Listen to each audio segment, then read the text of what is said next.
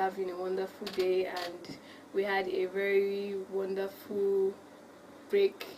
I mean, from Friday to Monday, we're all at home enjoying. So I hope we're all ready to get back to work and also ready to learn something new on today's session. And the topic for today is the misconception of an irrevocable power of attorney. So we're going to be talking about power of attorney in general and the misconception of an irrevocable power of attorney. So I hope we're all ready to learn. So basically, power of attorney is a document that gives or that delegates a person to act on behalf of another person. In simple terms, it's basically saying that a person gives authority to another person to act on his behalf to conduct business transactions or anything basically that he ordinarily can do. So it means that I can give Mr.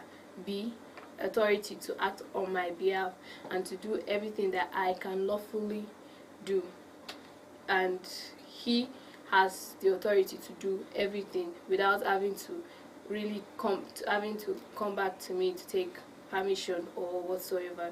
So the power of attorney is, like I said, it's a document that gives authority to act on behalf of another person. And it's important to note that a person giving, both parties, that's the donor and the donee. The donor is the person giving another person, the donee, the authority to act on his behalf. So I am the donor and I'm giving you, the donee, the authority to act on my behalf. So it's important to note that for both parties, they have the things that I'm asking you, the donee, to do or act on my behalf are things that I can actually and lawfully do, not things that I cannot do. For example, if I cannot collect rent on a particular building, I cannot give you the authority to go and do that on my behalf because I don't have that. So you can't, like it says, you can't give what you don't have. So any authority or any delegation that you give to a donee has to be something that you ordinarily can do. Another important thing to note is that those parties must also be parties that are recognized, must also be persons that are recognized under the law. That means they are people that can sue and be sued, not basically infants or people that do not have legal capacity. So with that being said, now let's move on to some types of power of attorney. There is the first one, which is the general power of attorney. This is the power of attorney that just gives you the permission to do things, basically anything on my behalf. And usually in this instance, you could be the principal, I the donor, and then the donee could be the agent. So that is the general power of attorney. And then there is the irrevocable power of attorney, which is the one that we will be talking about today. Then this is a power of attorney that is that cannot be revoked. It can actually be revoked. Okay, let's take it step by step.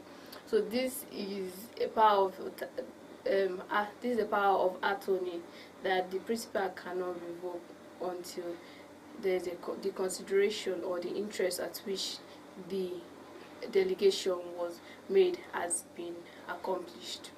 So it's like saying that there's a agreement that you are to do these certain things on my behalf until this on the grounds of this consideration, or for the fact that until this thing has been achieved, you continue to act on my behalf. So that is an irrevocable. That's why it is termed irrevocable power of attorney, because that's the sense that it cannot be revoked by the principal, by the donor, by the person that created it, until the main reason, the main purpose, the consideration on which that attorney, that delegation was created for has been accomplished. So that is an irrevocable power of attorney. Then the next one is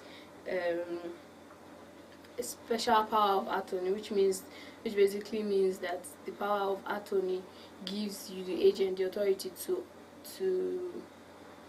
do specific to do specific obligations. Basically means that the obligations or the acts that you can do on my behalf